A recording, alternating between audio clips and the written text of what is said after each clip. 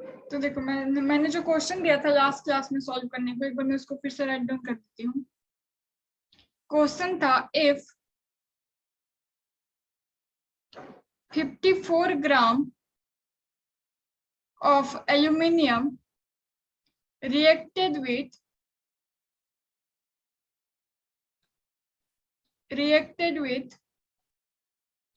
160 gram of oxygen, then find out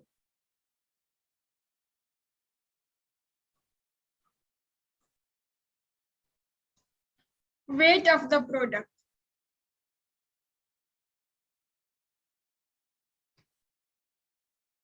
Weight of the product, ये हमारा question था। Okay, तो देखो यहाँ पे इसका इक्वेशन क्या हो जाएगा, इसका रिएक्शन क्या हो जाएगा।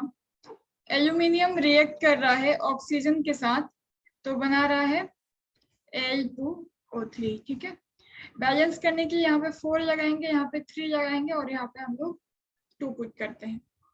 तो देखो स्टेप 1 में हमको क्या करना है।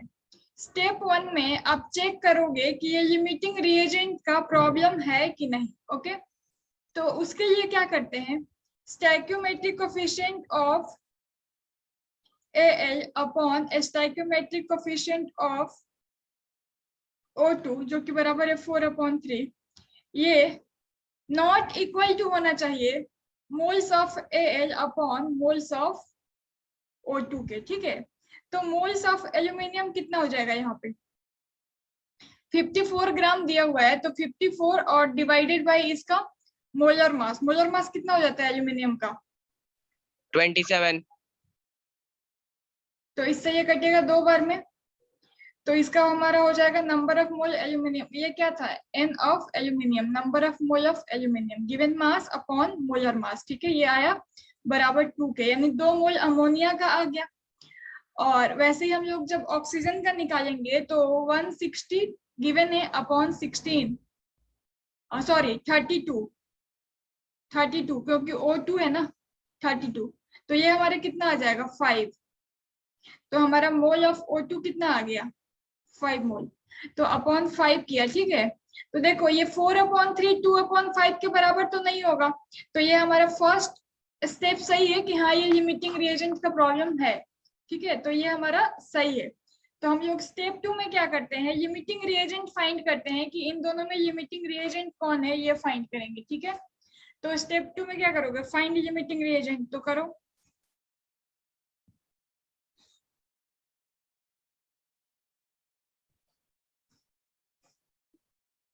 फाइंड लिमिटिंग रिएजेंट, इसके लिए क्या करना पड़ता है, moles of aluminium upon stoichiometric coefficient of aluminium करके देखो, ये आ रहा है 2/4। मोल्स ऑफ एल्यूमिनियम अभी 2 आया था ना, और कोएफिशिएंट स्टोइकियोमेट्रिक कोएफिशिएंट 4 है, तो 2/4 ये कट के हमारा 1/2 यानी 0.5 के बराबर आ रहा है। और अगर हम लोग करते हैं mole of O2 upon stoichiometric coefficient of O2, तो ये आ रहा है 5 अपॉन मोल आया 5 और स्टोइकियोमेट्रिक कोएफिशिएंट O2 का 3, तो 5/3, तो ये हमारा कितना हो जाएगा, जो भी होगा ये 1 से बड़ा ही होगा। 3 से 5 को डिवाइड करेंगे तो ये 1 से बड़ा ही होगा, ये जो भी आएगा। ठीक है, तो ये 0.5 से तो ये बड़ा ही है, तो हमारा लिमिटिंग रिएजेंट क्या हो गया, एल्यूमिनियम यहाँ पे। ठीक है, लिमिटिंग रिएजेंट क्या हो गया, एल्यूमिनियम। तो अब एल्यूमिनियम के रेस्पेक्ट में हम लोग स्टेप 3 क्या करेंगे, प्रोडक्ट फाइंड करेंगे एल्यूमिनियम से कंपेयर करके। तो स्टेप 3 में क्या करेंगे, प्रोडक्ट बताएंगे क्या बनेगा। तो ये हम लोग कैसे फाइंड करेंगे, मोल्स ऑफ Al अपॉन, क्योंकि लिमिटिंग रिएजेंट है Al, stoichiometric coefficient of Al बराबर हो जाएगा मोल्स ऑफ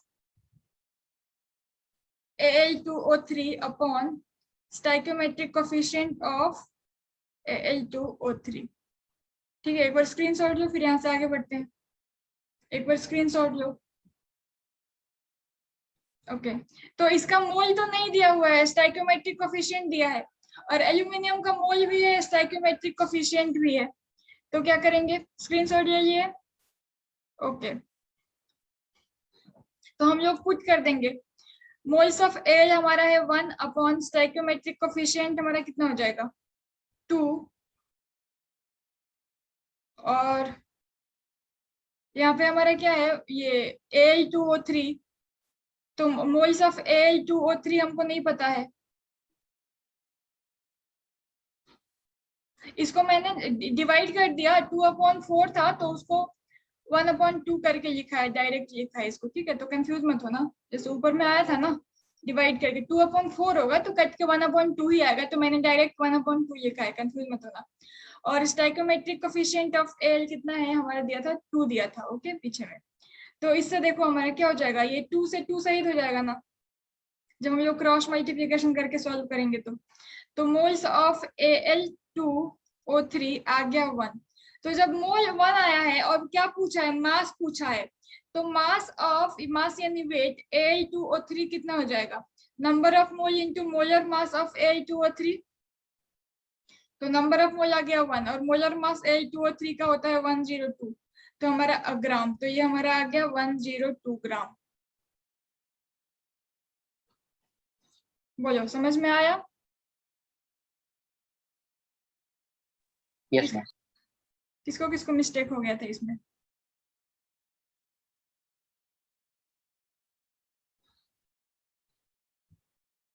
क्लियर है स्वयं आपको? Yes ma'am. ओके, स्क्रीनशॉट ले लो, मैं इरेज कर रही हूँ।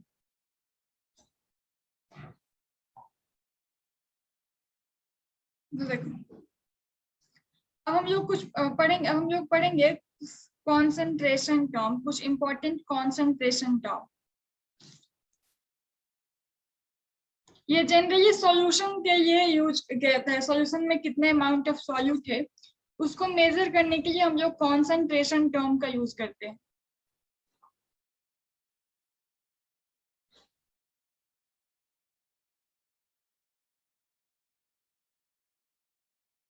Concentration term, okay. देखो कॉन्सेंट्रेशन टर्म तो बहुत सारे हैं, बट आपको मेनली अभी 4 पढ़ना है, बाकी पढ़ना है 11th के 12th का फर्स्ट चैप्टर में। अभी के हिसाब से आपको 4 ही पढ़ना है। पहला मास परसेंट और वेट परसेंट,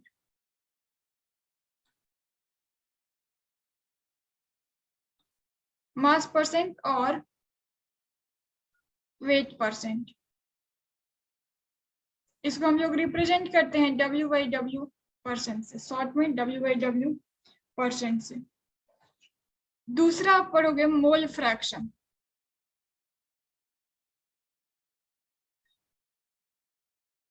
इसको रिप्रेजेंट करते हैं कैपिटल X से। तीसरा आप पढ़ोगे मोलारिटी,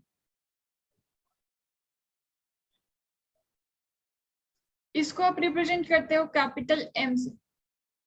चौथा पढ़ोगे मोलालिटी, इसको हम लोग रिप्रेजेंट करते हैं स्मॉल m से, ओके। इस तरह से हम लोग इसको रिप्रेजेंट करते हैं। तो इसमें हम लोग एक एक करके पढ़ते जाएंगे। जैसे फर्स्ट हमारा हो जाएगा मास परसेंट और वेट परसेंट, ठीक है। तो मास परसेंट क्या होता है, देखो मास परसेंट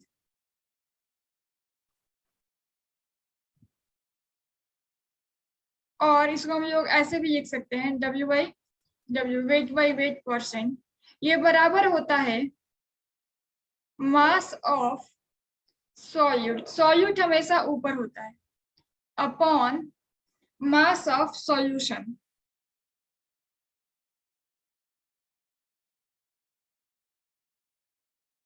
इनटू 100, ओके। तो मास परसेंट कैसे निकलेगा, mass of solute upon mass of solution into 100। इस तरीके से हम लोग फाइंड करते हैं मास परसेंट, ओके। तो इस पे आप एक ये इन सब में सबसे छोटा यही है मास परसेंट, इसको और इसको थोड़ा आपको समझना पड़ेगा। तो मास परसेंट पे मैं एक क्वेश्चन देती हूँ, उसको सॉल्व करो, फिर हम लोग आगे बढ़ेंगे। एक बार स्क्रीनशॉट ले लो। ओके, इस फॉर्मूले को नोट करो, इस फॉर्मूले को नोट करो तभी क्वेश्चन बना पाओगे। मैं दे रही हूँ question.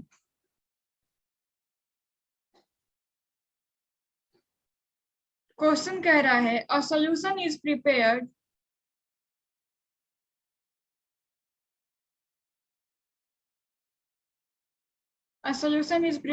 by adding 2 grams of a substance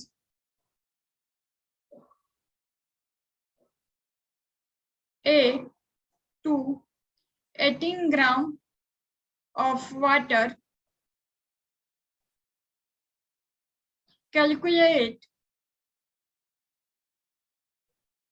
Calculate the mass percent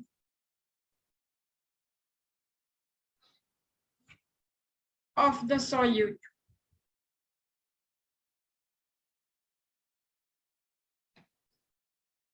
Calculate the mass percent of the solute.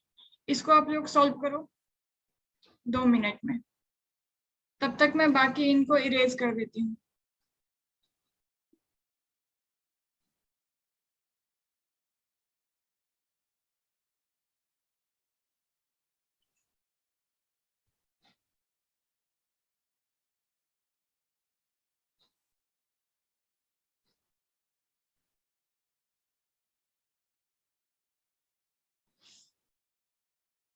तो देखो यहाँ पे हमको क्या करना है, मास ऑफ सॉल्यूशन लेना है। मास ऑफ सॉल्यूशन में क्या होता है, हमारा सॉल्यूट प्लस सॉल्वेंट दोनों होगा, सॉल्यूट प्लस सॉल्वेंट। तो मास ऑफ सॉल्यूशन हो जाएगा हमारा 18 प्लस 2, ये हमारा किसके बराबर हो जाएगा, 18 प्लस 2 यानी 20। तो फिर पुट कर दो, weight by weight percent is equal to कितना हो जाएगा, 2/20 इंटू 100। तो 2 से ये कटेगा 10 जबर में, 0 से 0 शहीद हो गया, तो 10%। ओके, तो यहाँ पे हमारा इसका क्या आंसर आ गया, 10%। सो ऐसे हम लोग क्या फाइंड करते हैं, मास परसेंट ऑफ सॉल्यूट। ओके, और एक चीज यहाँ पे ध्यान रखना, अगर किसी क्वेश्चन में दिया है मास परसेंट दे दिया है, ठीक है, मान लो कि वहां पे हम लोग मतलब बहुत सारे क्वेश्चन में इसका यूज पड़ेगा, इसलिए मैं आपको बता रही हूँ। अगर कहीं पे लिखा है ना कि इन अ सॉल्यूशन, जैसे मान लो कहीं पे लिखा है कि in a solution mass of NH3 is 38, तो 38%। तो उस केस में हमको क्या करना रहता है, मान लेते हैं कि अमोनिया का मास 38% बाई मास है, तो उसको हम लोग 38 ग्राम मान लेंगे जब क्वेश्चन सॉल्व करेंगे। तो कोई भी चीज का मास परसेंट अगर दिया है और हमको सॉल्व करने की जरूरत है ना, तो उतना ग्राम मान लेते हैं। आप जब आगे क्वेश्चन करोगे ना, तो वहां पे इस बात को समझोगे कि मैंने अभी आपको क्या समझाने की कोशिश करी है, ठीक है। अगर मास परसेंट दिया हुआ है तो उसको हम लोग ग्राम मान लेंगे, क्वेश्चन में अगर दिया है तो। अब देखो नेक्स्ट हमारा, इसको मैं इरेज कर रही हूँ।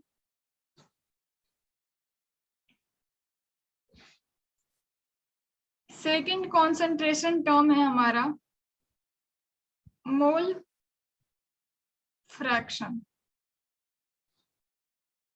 देखो मोल फ्रैक्शन क्या है,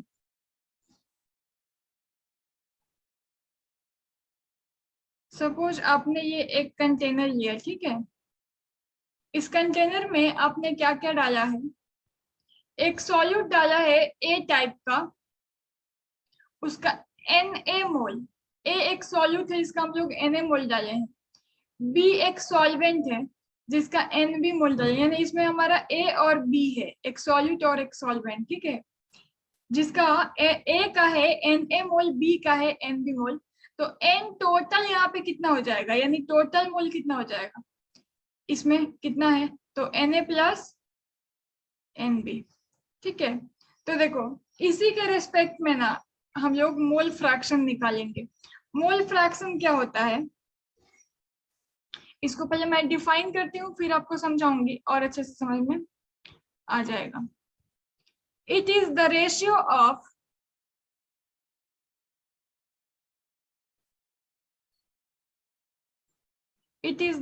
of number of moles of a particular component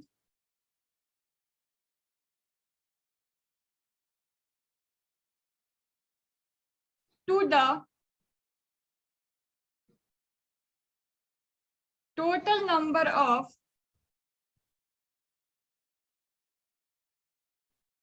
moles of all the component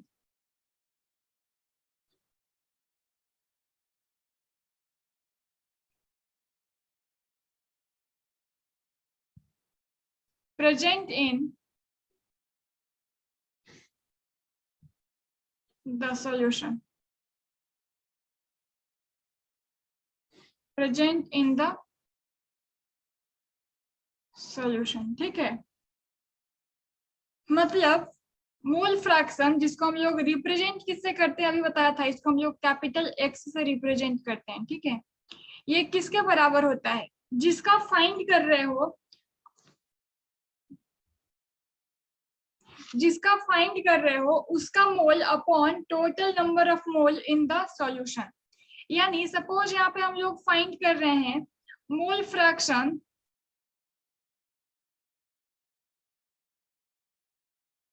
of ए, इसमें हमने ए और बी दोनों डाला है ना, तो अगर मान लो इसमें हम लोग फाइंड कर रहे हैं मोल फ्रैक्शन ऑफ ए, तो ये क्या हो जाएगा, number of moles of A upon number of moles of solution,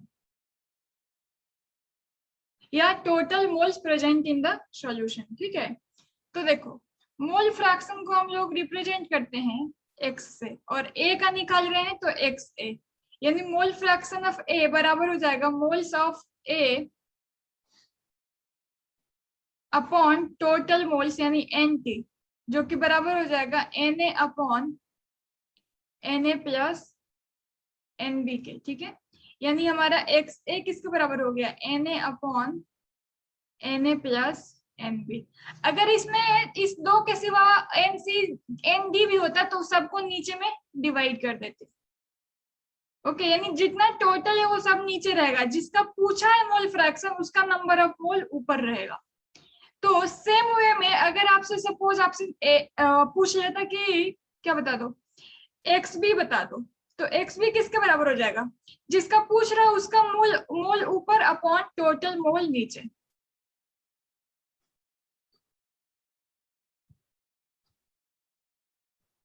तो यहाँ से हमको ये फॉर्मूला मिलता है। इस तरह से हम लोग क्या फाइंड करते हैं, मोल फ्रैक्शन। ओके,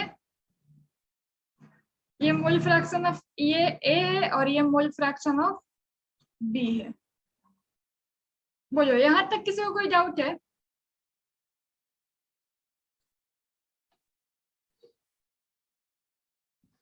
नहीं है डाउट? ओके, तो मैं थोड़ा आगे बढ़ती हूँ यहाँ से। ये आपका बहुत इंपॉर्टेंट है, ये आपको पता होना चाहिए, इसी से आप क्वेश्चन सॉल्व कर पाओगे। अगर मोल नहीं दिया है, मास दिया है, मोल फ्रैक्शन पूछ रहा तो उसको नंबर ऑफ मोल में चेंज कर लेंगे। अब देखो, मैं इसमें और इसमें एक अभी इंपॉर्टेंट रिलेशन आपको बताती हूँ, एक बार स्क्रीनशॉट ले लो।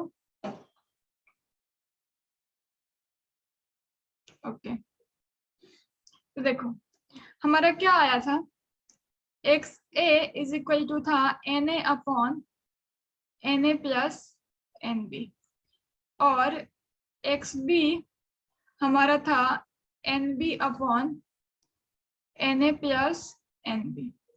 तो देखो अगर हम लोग इसको इक्वेशन 1 मानते हैं, इसको इक्वेशन 2 मानते हैं, तो यहाँ पे क्या हो जाएगा, देखिए हम लोग कर रहे हैं 1 प्लस 2।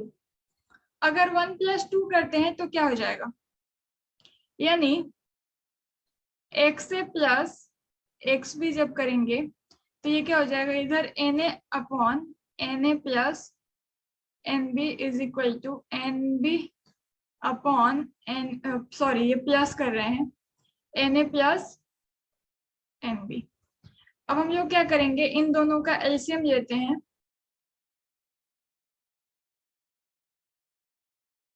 तो यहाँ पे हमारा क्या हो जाएगा, दोनों का बेस सेम है तो एलसीएम वही रह जाएगा, Na प्लस NB।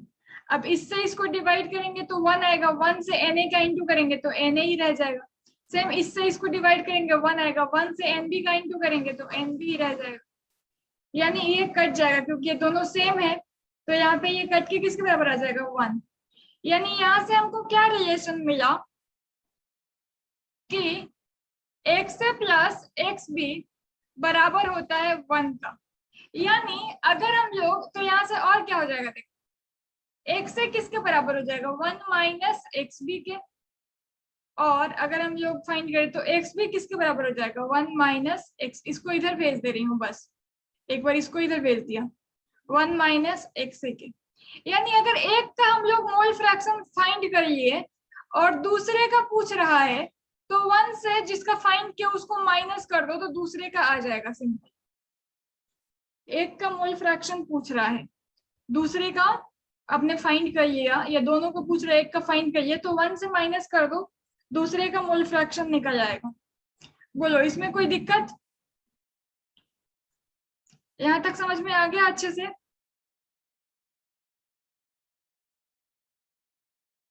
ठीक है, तो अब एक क्वेश्चन आप लोग प्रैक्टिस करो, स्क्रीनशॉट ले लो पहले।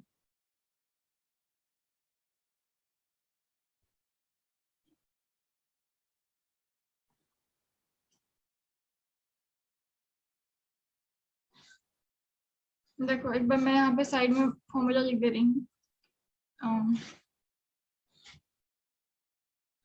देखो एक्स ए हमारा बराबर होता है Na अपॉन Na प्लस NB। ऐसे ही x भी हो जाएगा। अब जिसको a जिसको b मन करे मान लो। क्वेश्चन देखो,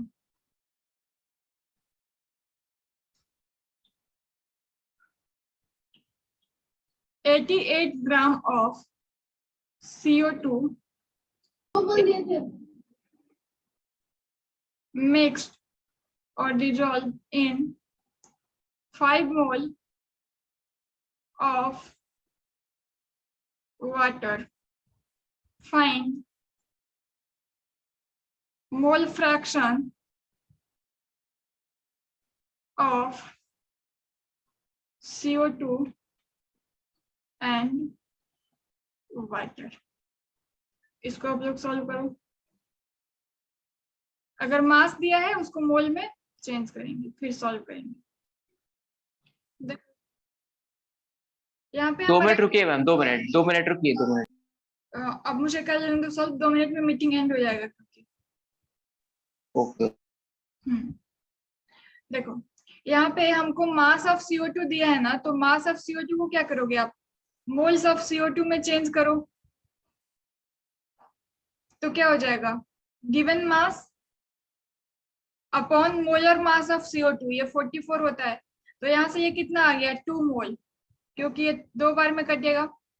और वाटर का मोल दिया है, तो जब आप mole fraction of CO2 find करोगे तो क्या हो जाएगा, mole of CO2 upon moles of CO2 plus moles of H2O।